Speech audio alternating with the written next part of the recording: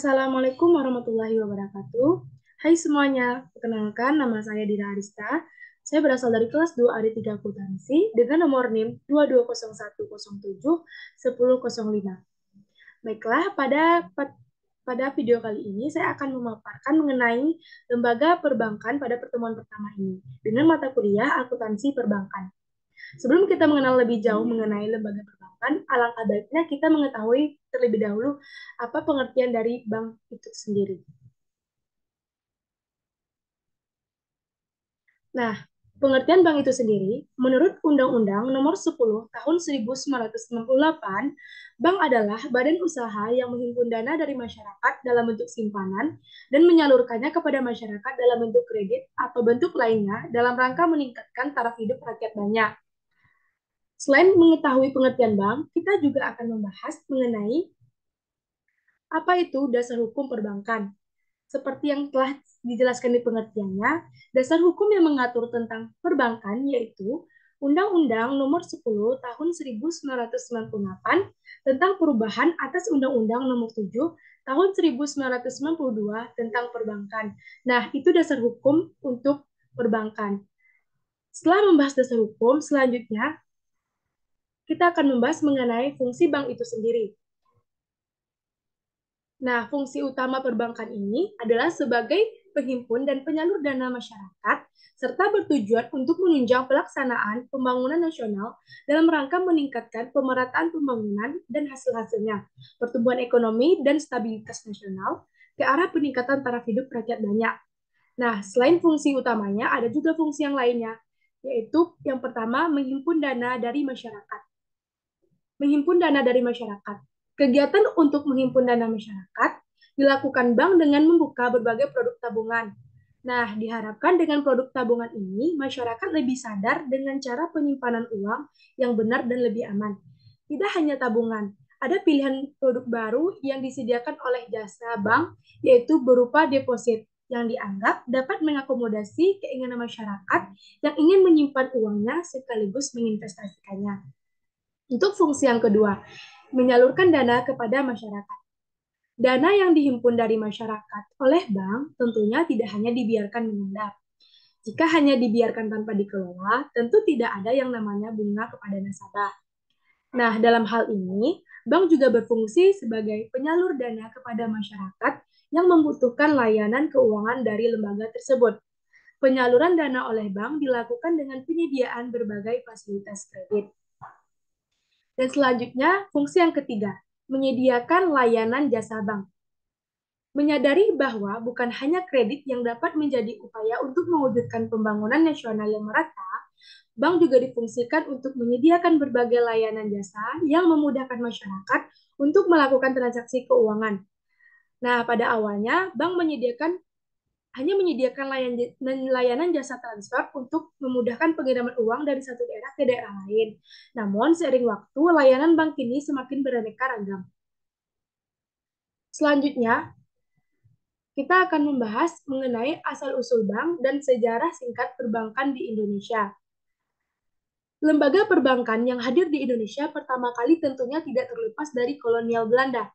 Pada tahun 1746, VOC mendirikan Bank Van Liening untuk mempermudah aktivitas perdagangan VOC di Indonesia. Seiring perjalanannya, The Bank Van Liening tidak beroperasi dengan baik. Pada akhirnya, abad ke-18, VOC di Indonesia diambil oleh pemerintahan kerajaan Belanda. Bank Belanda yang berhasil berkembang dan menjadi cikal bakal Bank Sentral Indonesia adalah De Javaske Bank yang didirikan pada tahun 1828. Seiring berjalannya waktu, bank asing lainnya akhirnya mulai beroperasi. Akhirnya, pada tahun 1953, untuk memberikan kemudahan menjalankan kebijakan moneter, maka ditetapkan Undang-Undang Pokok Perbankan yang pada tahun 1953. Pada tahun 1946, Bank Negara Indonesia didirikan dengan berkedudukan sebagai bank sentral. Pada tahun 1946, Bank Negara Indonesia didirikan dengan berkedudukan sebagai bank sentral, Yayasan Pusat Bank Indonesia yang dilebur ke dalam Bank Negara Indonesia. Seiring waktu, berjalan pemerintahan Indonesia melakukan pemantapan kedudukan Bank Negara Indonesia. Akhirnya, ketika konferensi meja bundar, pemerintah Indonesia dan Belanda setuju untuk mengubah fungsi Bank Negara Indonesia menjadi bank umum yang awalnya menjadi bank sentral.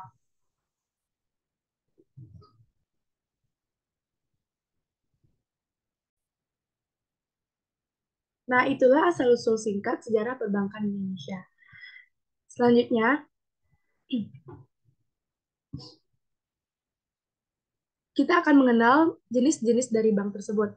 Nah, jenis-jenis bank ini banyak. Ada yang berdasarkan fungsinya, ada yang berdasarkan operasionalnya, dan ada yang berdasarkan kepemilikannya. Nah, kalau bank berdasarkan fungsinya, bank terbagi menjadi tiga. Bank sentral, bank umum, dan bank perkreditan rakyat atau BPR. Yang pertama kita akan membahas bank sentral. Bank sentral adalah bank yang bertanggung jawab atas kebijakan moneter dalam negeri untuk menjaga stabilitas harga dan nilai mata uang negara. Bank sentral juga mempunyai tanggung jawab dalam hal mengatur dan mengawasi perbankan lain agar bisa membatasi adanya risiko serta biaya krisis sistematik. Bank sentral di Indonesia contohnya adalah Bank Indonesia. Yang kedua, bank umum.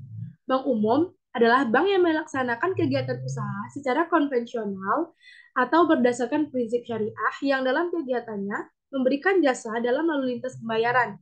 Bank umum ini yang paling kita sering jumpai yaitu digunakan untuk menabung.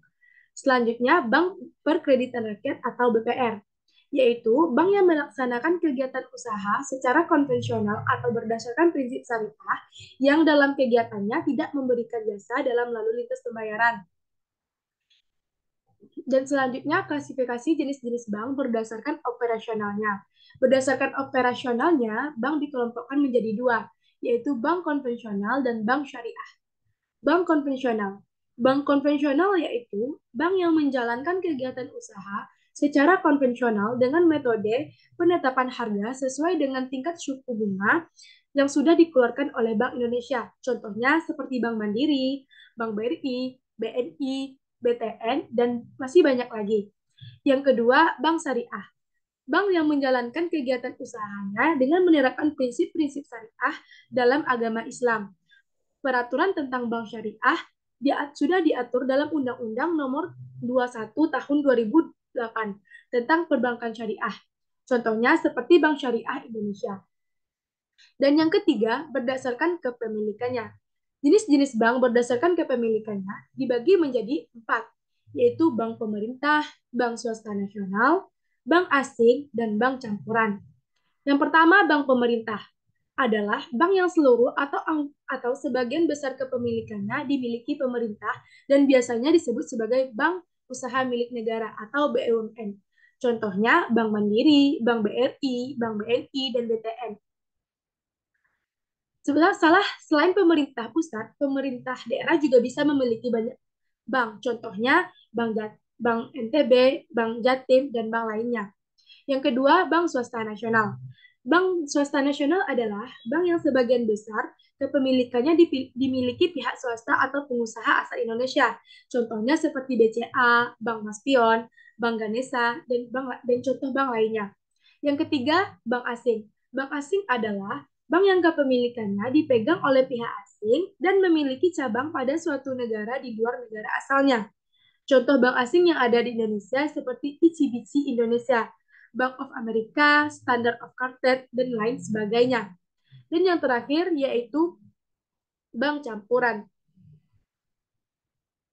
Bank campuran adalah bank yang didirikan oleh Badan Hukum Indonesia dan Badan Hukum Luar Negeri. Bank ini biasanya disebut juga dengan joint venture bank. Contohnya seperti Bank Ciimbigi Niaga. Nah, setelah kita mengetahui jenis-jenis bank, selanjutnya kita akan mengetahui pula dengan jenis-jenis kantor bank. Nah, jenis-jenis kantor bank di sini terbagi menjadi 4.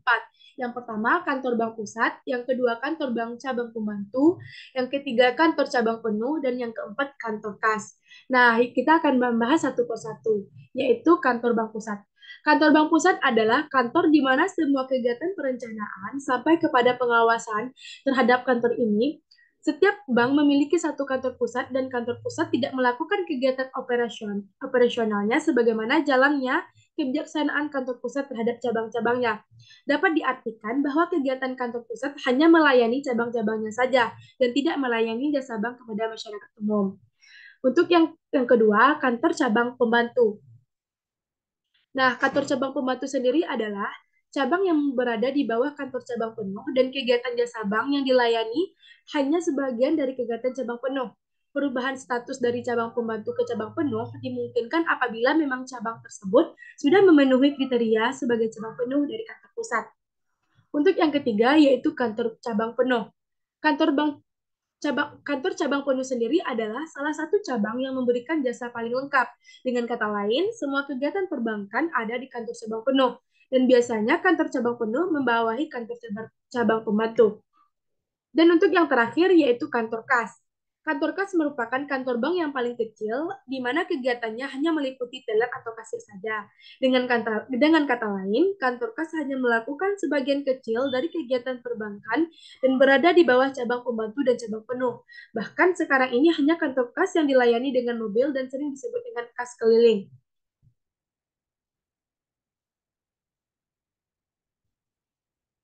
Nah, selanjutnya kita akan membahas mengenai kegiatan usaha bank. Nah, ada 3 kegiatan utama usaha dari bank. Yang pertama, menghimpun dana dari masyarakat. Menghimpun dana dari masyarakat dalam bentuk simpanan. Kegiatan penghimpunan dana ini sering disebut dengan istilah funding, di mana di mana bank menghimpun dana dari masyarakat dan menyalurkannya kembali kepada masyarakat. Yang kedua, menyalurkan dana ke masyarakat yang diperoleh dari simpanan giro, simpanan tabungan, dan deposit lainnya dalam bentuk kredit. Dan yang kegiatan penyaluran dana ini juga dikenal dengan perbankan dengan istilah leading.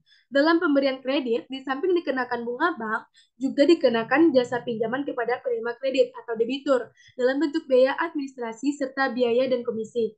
Sementara itu, bagi bank yang berdasarkan prinsip syariah, berdasarkan bagi hasil atau margin keuntungan.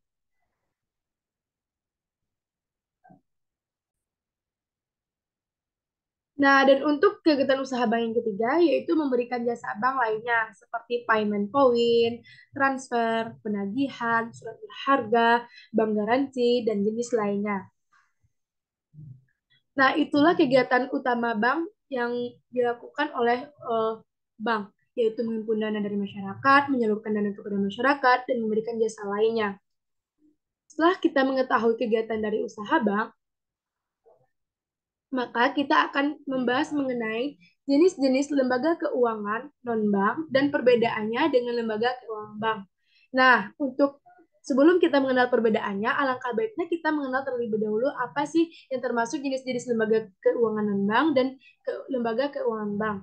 Nah, di sini lembaga keuangan non-bank itu dapat dikelompokkan menjadi beberapa jenis. Yang pertama ada pasar modal, ada yang kedua pasar uang dan falas, yang ketiga pegadaian, yang keempat leasing, yang kelima asuransi, yang keenam anjak piutang, yang ketujuh koperasi simpan pinjam, yang kedelapan dana pensiun. Nah, di mana di sini untuk pasar modal bank bertugas untuk menghimpun dana, sedangkan pasar uang juga sama, bank akan bertugas untuk menghimpun dana. Nah, pada pengadaian, bank akan menyalurkan dana dan menghimpun dan bank pada pegadaian bank akan menyalurkan dana kepada masyarakat. Dan pada listing juga sama, bank akan menyalurkan dana kepada masyarakat. Begitu juga dengan asuransi. Kalau asuransi, bank akan menghimpun dana dari masyarakat dan menyalurkannya kembali kepada masyarakat. Untuk anjak piutang sendiri, bank akan menyalurkan dana kepada masyarakat. Dan untuk koperasi simpan pinjam, bank akan menghimpun dana dari masyarakat dan menyalurkannya kembali kepada masyarakat. Dan yang terakhir, untuk dana pensiun, itu bank akan menghimpun dana dari masyarakat dan lalu menyalurkannya kembali kepada masyarakat. Nah, untuk lembaga keuangan bank juga terbagi menjadi 3 bagian, yaitu ada bank sentral, bank umum, dan bank perkreditan rakyat atau BPR, di mana ketiga bank ini memiliki tugas menghimpun dana dan menyalurkannya kepada masyarakat. Nah, perbedaannya di sini yaitu kalau lembaga keuangan bank memiliki peran untuk menerima dana dan memberi pinjaman untuk masyarakat berupa kredit atau bentuk lainnya. Kalau sedangkan lembaga keuangan non-bank memiliki peran dalam mengumpulkan dan menyalurkan uang dengan mengeluarkan surat berharga untuk pembiayaan investasi. Nah, sudah tahu bukan jenis-jenis lembaga keuangan non-bank dan lembaga keuangan bank serta perbedaannya. Nah, mungkin itu yang dapat saya jelaskan dalam video pada pertemuan pertama ini. Untuk kalau ada yang salah, saya mohon maaf. Untuk lebih jelasnya, ikuti selanjutnya channel YouTube saya untuk pertemuan-pertemuan berikutnya. Sekian dari saya akhiri dengan wabillahi taufiq wal hidayah. Assalamualaikum warahmatullahi wabarakatuh. Bye-bye.